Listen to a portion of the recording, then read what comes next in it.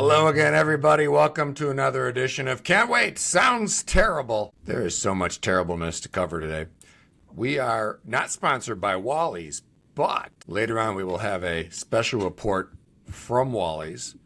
Eleni will be filing a special report there along I-55. They must have a new jerky or something. Anyway, she's on the road covering what's happening at Wally's. We'll get to that later, though. Anyway, Governor J.B. Shecky Pritzker was at the Gridiron Club a few days ago over the weekend, celebrating an epic week for him. He had a big election night. We talked about all of the different stakes, and he won all the big stakes. And he may have lost a lot of weight, Natalie, but he is King Kong of Illinois politics right now. And in fact, Politico, in a piece co-authored by Shia Kapos, called him the King of Illinois. Yeah, racking up the wins and touring DC and alluding to Barack Obama's former run. I think the quote was, I'm not running for president, I'm focused on the people of Illinois. And he noted that that was actually a quote from Barack Obama in 2006 for his famous '08 election. So we're still being coy about it, but a little cuter these days. He did introduce himself to people that hadn't met him yet. He's the gov that put the gov in Wegovy. So some self-deprecating humor, but he was riding high. His candidate for Senate, Juliana Stratton, his lieutenant governor, got a big win in a very divisive primary over former congressman or current congressman who's not running for re-election, Raja Krishnamurthy, and his colleague Robin Kelly. And as Kelly pointed out, Pritzker was responsible for 73% of the funding that helped to power Stratton to victory. So there was nothing subtle about the governor's support. But analysts were saying it shows that he's got long coattails, and that may be why he was on such a great victory lap in D.C. The timing of that was pretty perfect. The other thing about that race is, we'll see. He may have coattails or he may have burned some bridges, because the Congressional Black Caucus in Washington, Patrick, supported Robin Kelly. And a number of the leaders of that caucus were somewhat critical of the governor and his tipping the scales. That's right. And, the governor is obviously evolving his focus on national media appearances or waiting one-on-one interviews to national media outlets and these things is indicating that posture change. And as we all know, the road, the Democrat nomination, South Carolina plays an outsized role in momentum in a Democrat primary and these other things. And so I think we'll see the steps of that. But I think taken back, you see the appearance at the Gridiron Dinner, you see the national media coverage that is continuing.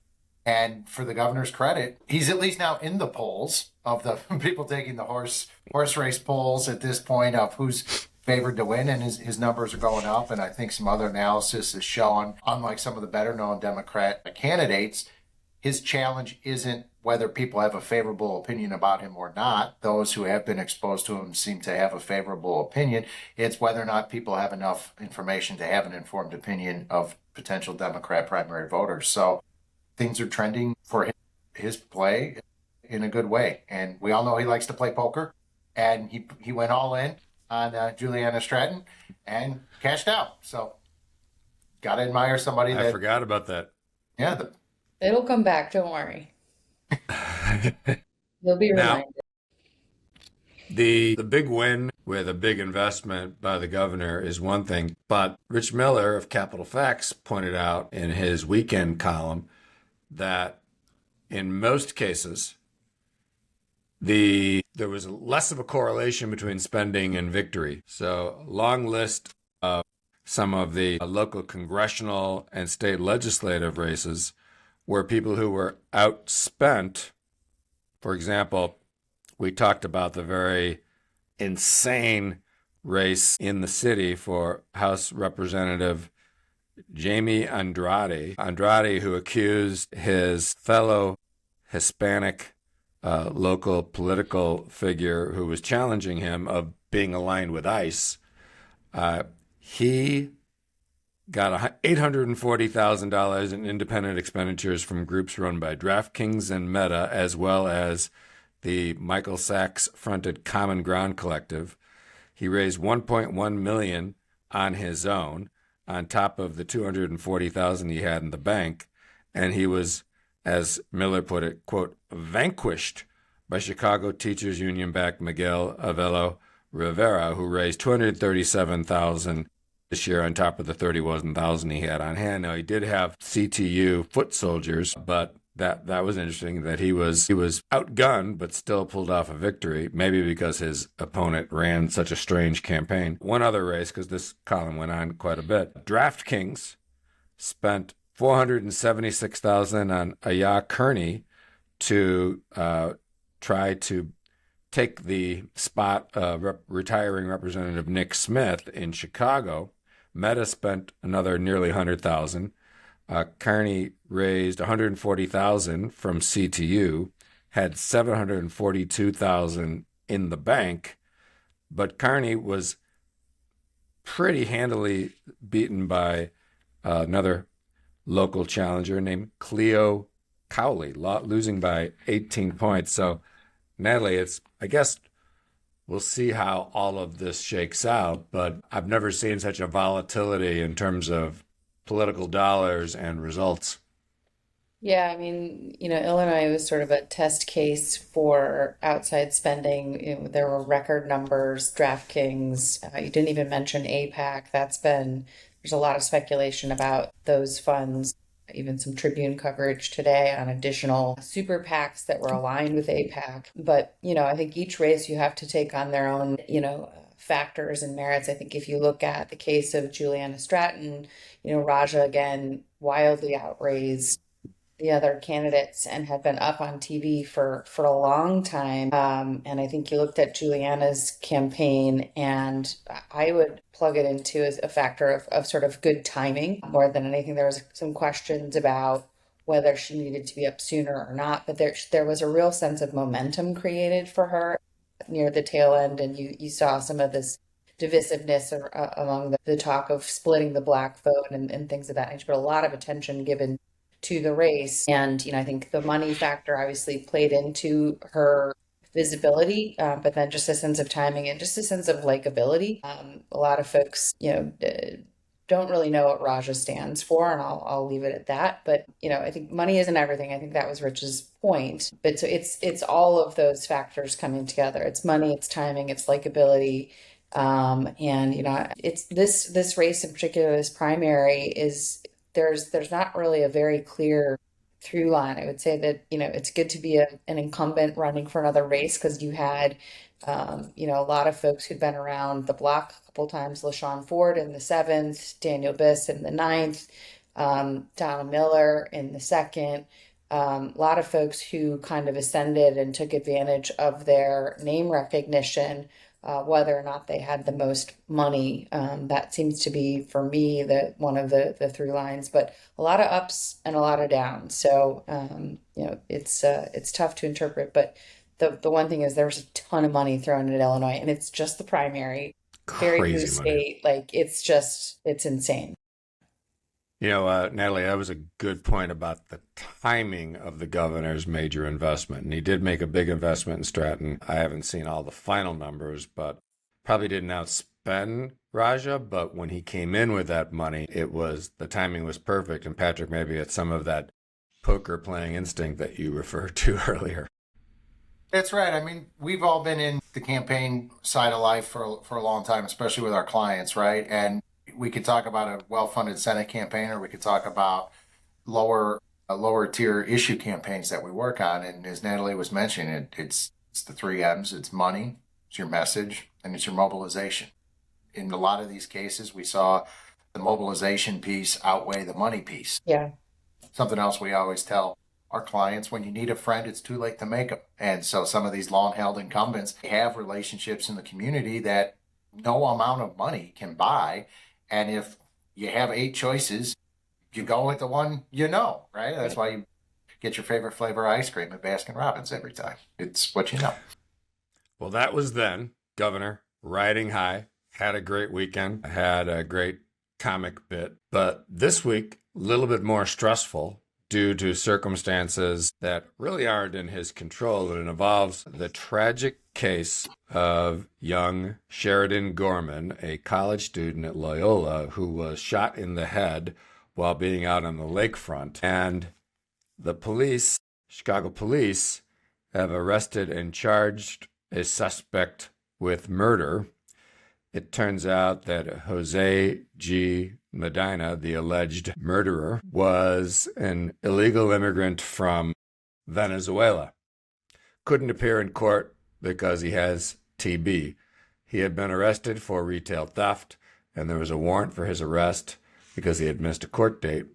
And according to the Tribune, he came here in the sanctuary cities debacle of a couple of years ago, where we had migrants sleeping in various public buildings. He had been staying in a Park District building. That's when the Venezuelan migrants who were flooding the border of Texas, Governor Abbott was throwing them on planes and sending them to cities with sanctuary policies. So, of course, that was, despite the horrible tragedy of this young woman being shot in the head and murdered, President Trump weighed in. It was too juicy for him, and he pointed out in social media and other statements, quote, "This person came in through the open door policy of Joe Biden, and we have others." And then the victim's family, perhaps more poignantly, and a bigger problem for the sanctuary city policy proponents, that the family said they were gravely disappointed by the policies and failures that allowed this individual to remain in a position to commit this crime. The underdog Republican challenger, Darren Bailey, has been on places like Fox News criticizing Governor Pritzker for the time it took for him to respond to this incident. And Pritzker's office did finally put out a statement calling on Trump to, quote, "stop politicizing the heinous tragedies and instead focus on real solutions like reinstating federal funds to prevent violence." That's a tough fact pattern to respond to. It did maybe breathe a little life into an otherwise very challenging campaign that Darren Bailey has, but it's also a tough deflect, Natalie. Yeah, I mean, and the commentary of let's not politicize it just caught my eye in terms of I mean, it's been politicized for years now, so let's not try to be holier than thou in that sense. But just an incredibly tragic situation. And, it's one of the biggest concerns that I've had since the wave of migrants started coming to Chicago is what happens to these people, okay, sanctuary city or not. How are we going to make sure that these folks don't fall through the cracks? You still see people, young moms with babies walking the streets trying to sell candy and flowers to cars. And where are the supports to help these people find housing, find jobs? And I'm speculating, but I imagine that was one of the issues that happened to this young man, where he just didn't find the right place to get the supports he needed to have a productive life, and found himself in making really horrible decisions. And there's no good answer, unfortunately, but it sort of harkens back to that whole wave of chaos. And if you think back through everything we've been through, just the news cycle this week, for example, and all the geopolitical things we're experiencing, like the migrant crisis seems like ages ago, which is kind of depressing. And it was just a couple of years ago, but it does seem a million years ago. Some far-right legislators have been taking to social media to blast the governor. It's a day ending in Y, Patrick. But interestingly, just down the road from your bureau out west, Senate Republican leader John Curran, who is a grown-up, said that Ms. Gorman's killing should be a call to action. And then Illinois Comptroller and possible mayoral candidate Susana Mendoza said to President Trump, "Hold my beer." She called for the accused murderer to be sent to El Salvador. I think we were your first question to Natalie was, how is the governor handling the situation? I think we've discussed on prior episodes, if folks are going to pivot to a more middle ground on the issue of immigration, I think you saw that in Susana Mendoza's response, which is focusing on, we're going to differentiate myself being, I'm a Democrat who's going to say criminals need to be deported, right? That's a message that you can take a look at the polling data, and regardless of anyone's thoughts on the broader border patrol interactions across America, it's still very popular for people to say criminals, folks who pose a threat to society, who have no legal basis to be here, should be removed. That's very popular. So I think over time we will see whether or not it's Governor Pritzker, whether or not it's another candidate aspiring to be who has that responsibility to start calling for some changes in policy. And I think to bring it back to the gridiron, I think it'll be interesting to see what Mayor Emanuel has to say about this policy sooner than later. I think it's safe to say that between now and the midterms and the statewide election here in Illinois, that we're not going to be seeing any thoughtful, bipartisan, rational reform of the immigration What system. times is session scheduled for before the end of May? I think like 3 to. We're both houses will be there. While we're talking about serious, terrible news, I have to get something off my chest about the Chicago Transit Authority. And I understand that we're transitioning to a new model of governance, but the CTA is still the CTA. And the Chicago Tribune over the weekend finally came up with some data that just supports what I think most of us that use the CTA, which frankly I try not to, but certainly have family and friends. Naperville?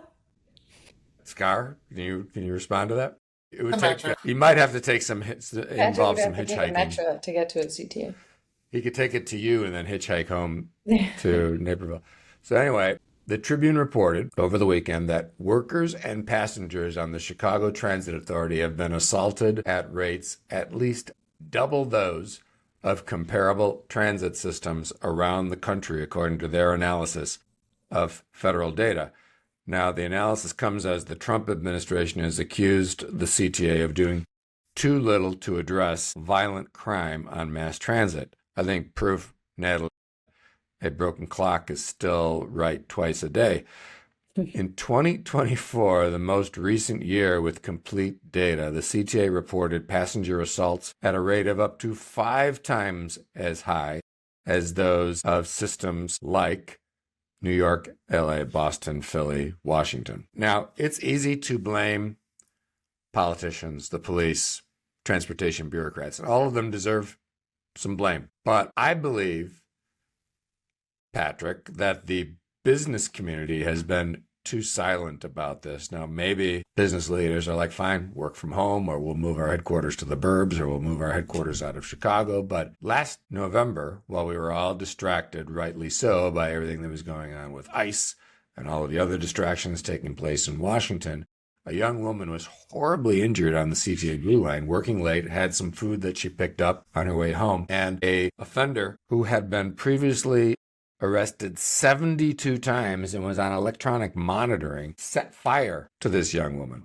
By the way, other people on the train did nothing to help extinguish the flames on this poor kid. She was recently released from the burn unit at Cook County, and she had third-degree burns all over her body. And business community, like normally, if you look at how we deal with clients who face crises, if they have something terrible that happens to a customer or in their community, it's incumbent upon them to come up with a way to get in front of that crisis and to reassure the public and to demand change.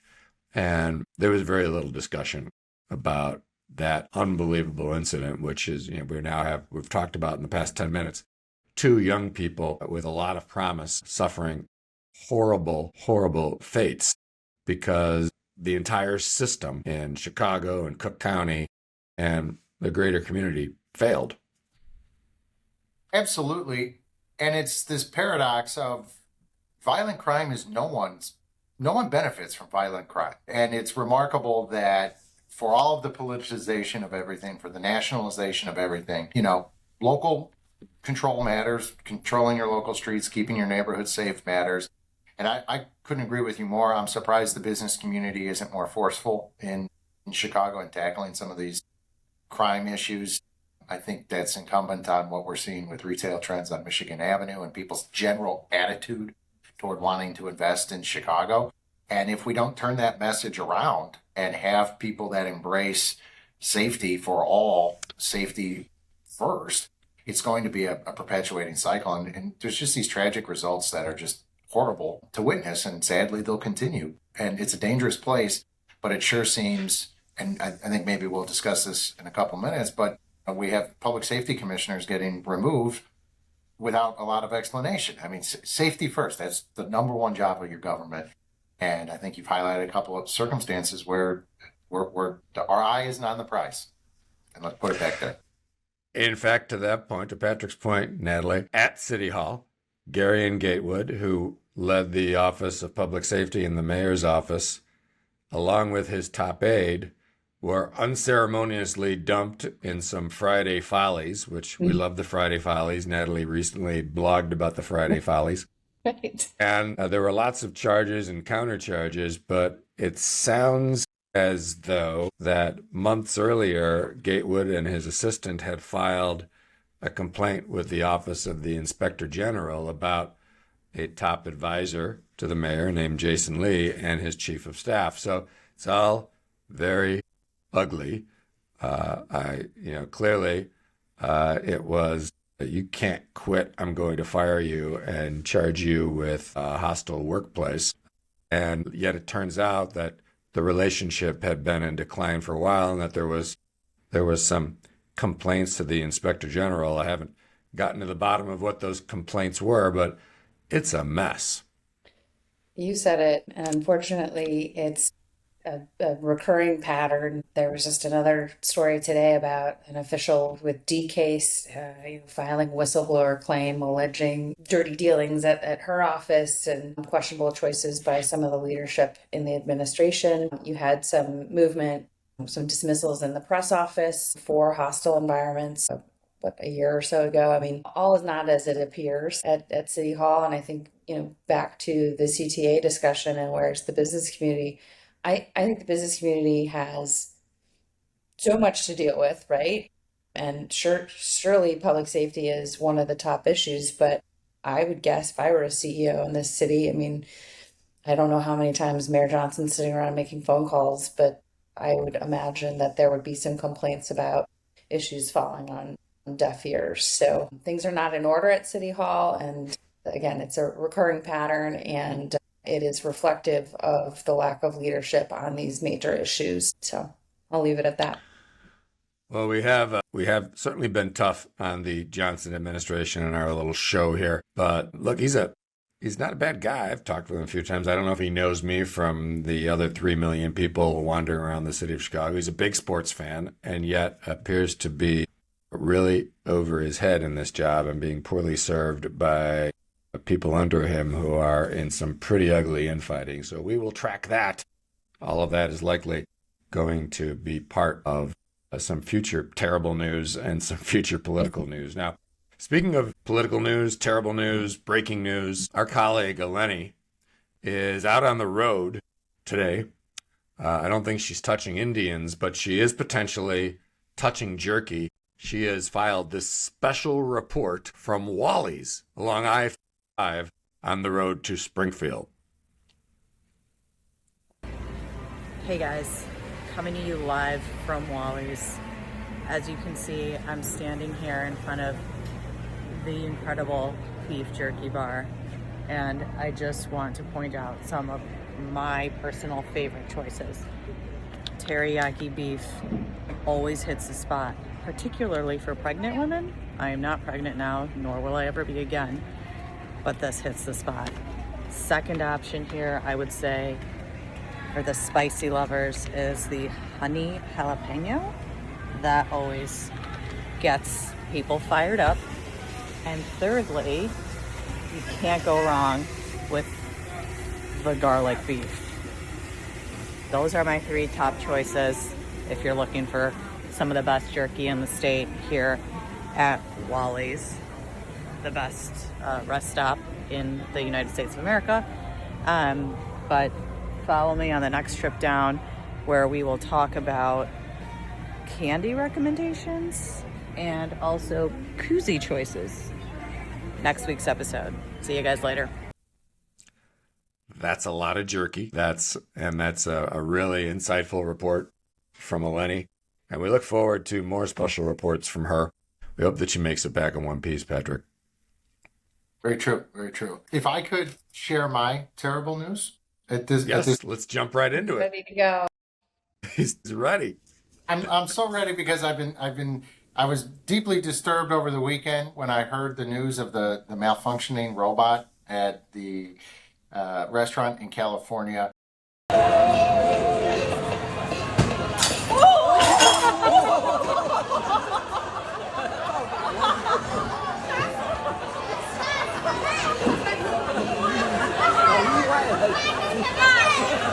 But I have done some digging, Dennis. I know we are not only tough on Mayor Johnson, we're a little tough on robots, and we're tough on robots that are trying to take jobs from people. Yes. And we thought that this moment of time of the dancing viral robot that had to be escorted out by the staff was evidence that this will, in fact, risk the safety of customers. But it turns out it was human error. The robot was placed too close to the table. So fake news, fake virality. The robot was done dirty, and we have to defend the rights of the AI robots because who else will? Human error, can't put the dancing robot too close to the people. Learn the lesson. That's interesting. There could be a whole new area of the law, robot defense. We'll see about that. It's sucking up to them for when they do, in fact, control everything. I want to, be on Which the good is side. any day now. Yeah, that's right. And maybe it won't be any worse than what we're experiencing right now. And by the way, producer Grace, because Patrick was so excited to start our Sounds Terrible segment, we still have to get in our sounder. Thank you, producer Grace.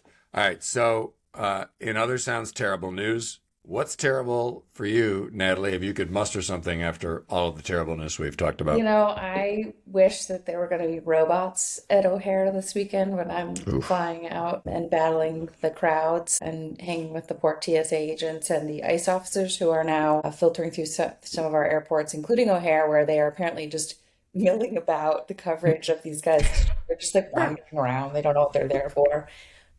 So I'll be there with my little kiddos, dragging some suitcases and hanging out with some ICE agents and hopefully saying a lot of things to all the TSA agents who are hopefully still going to be on the job.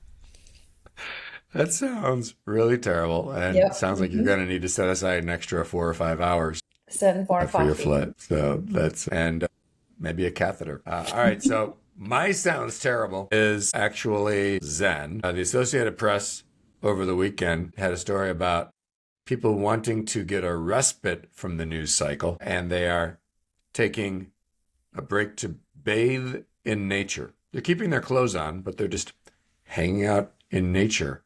And to me, I don't think I could function, and I might miss some Sounds Terrible news, which brings me to one other Sounds Terrible, also from the internet, also from influencers. Having your mouth taped shut to sleep better. So some social media influencers say it's a hack for getting more and better sleep to reduce snoring. The claims, by the way, Patrick, are not backed by science. But TikTok seems to be promulgating this nevertheless. And a neurologist at the Oregon Health and Science University say there are modest benefits, but there are potential risks of making your sleep apnea even worse. That sounds terrible to me. Tend on a positive note. That's Scotch tape. That Try might out work. this on mic. Ooh, Honey, you know what? That could be another live report. We can get how that works for nobody Mike. wants to see that. I think we should just tape the mouths of politicians. It would make this podcast a lot more brief, which might be good for all of our viewers. And if it's terrible, we're going to talk about it here on Can't Wait Sounds Terrible. That's Patrick. That's Natalie. Producer Grace behind the scenes. I'm Dennis. We'll see you next time.